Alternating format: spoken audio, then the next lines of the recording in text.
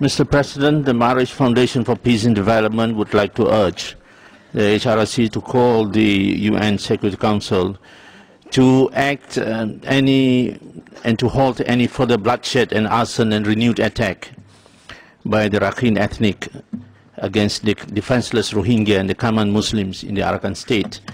The MFPD is working on the ground with their partners from the Malaysian Consultative Council of Islamic Organization on Myanmar.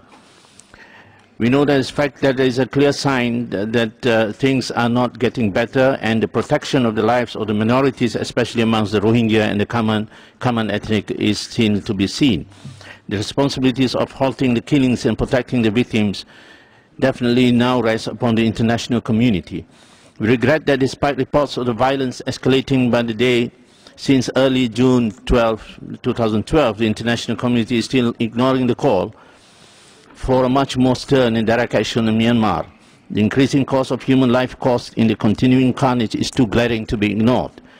HRC and the international community cannot allow to play with time game on deciding whether to grant international peacekeeping force to enter Myanmar or otherwise. The current human catastrophe qualifies for mandatory compliance on the part of Myanmar to open up access and allow international agencies to deploy their officials and volunteers to operate in their humanitarian operation.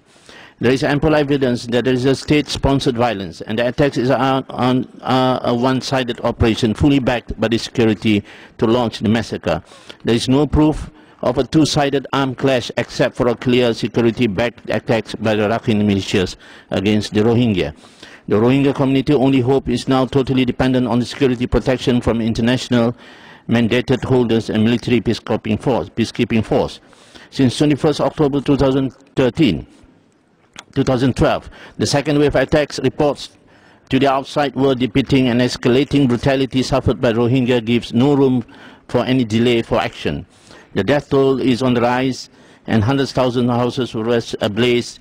Even mosques are not spared. At least mosques were attacked within few weeks. The latest development brings to fore another challenge to the international agencies when an exodus of Rohingya refugees through the sea is now beginning to flow bound for Thailand, Malaysia and Indonesia. Dilapidated boats loaded between 100 and 200 refugees, including children as young as 6 months, were now reaching the Malaysian shores. Thank you, Mr. President. Thank you for cooperation. Now I give the floor to the representative of human rights now.